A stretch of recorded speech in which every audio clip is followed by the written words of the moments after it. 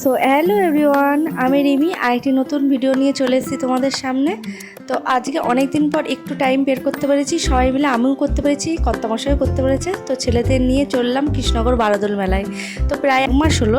তো বারোদোলে মেলা বসেছে, অনেকেই 2-3 বার 4 বার করে ঘুরেছে। তো আমরা একবারই যাওয়ার টাইম পাচ্ছিলাম না।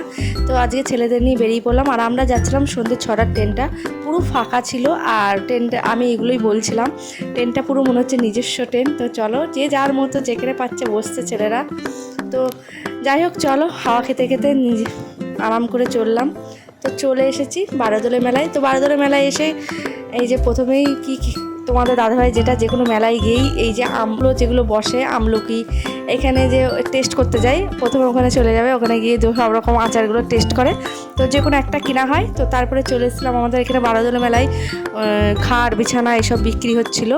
তো এই যে এই ওয়ার্ডরোবটা দেখছিলাম, ওয়ার্ডরোবটা খুব ভালো লাগছিলো। আর তারপর একটা খাটও খুব পছন্দ হয়েছিল, কিন্তু কি আর করার, আমার তো ঘরে জায়গা নেই, আর একটাই ঘর, আর একটা ঘর যেহেতু সেখানে শোকেস আলমারি খাট সবই আছে।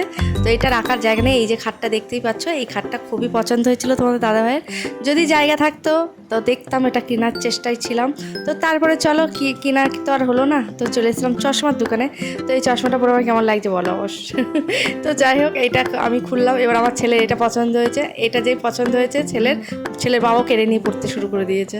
তারপরে খুব ঘোরাঘুরি করার পর ছেলেদের খিদে পেয়ে গিয়েছে। তো আগে পরে ঘোরা হবে, চলো আগে খাবো। তো চলো আগে ওদের খাইয়ে পেট ঠান্ডা করি। তো প্রথমে আমরা মোগলাই অর্ডার করেছিলাম। তো মোগলাই খাওয়ার পর পেটে সেরকম জায়গা ছিল না, নর্মালি জায়গা ছিল অল্প স্বল্প। তো অল্প স্বল্প জায়গা ছিল বলে 2 প্লেট চাউমিনও নিয়ে নিয়েছিলাম। তো এই সব রকম খাওয়া দাওয়া কমপ্লিট করে তো আবার ঘোরা শুরু করেছিলাম। তো ঘোরা টুরা করার পর তারপরে প্রচুর মেঘ করেছিল সেদিনকার, যেদিন আমরা গিয়েছিলাম। যেটা অনেক কদিনই হলো আমরা গিয়েছিলাম, তো এডিট করাবে না, আমি তোমাদের ছাড়তে পারছিলাম না। তো চলো তারপরে বাড়ি চলে এসেছিলাম 10টার ট্রেনে। তো তারপরেই ভালোভাবে ঘোরার পরেই দেখো কি অবস্থা, তোমাদের দাদাভাই প্রচুর প্রেশার হাই হয়ে যাচ্ছিলো।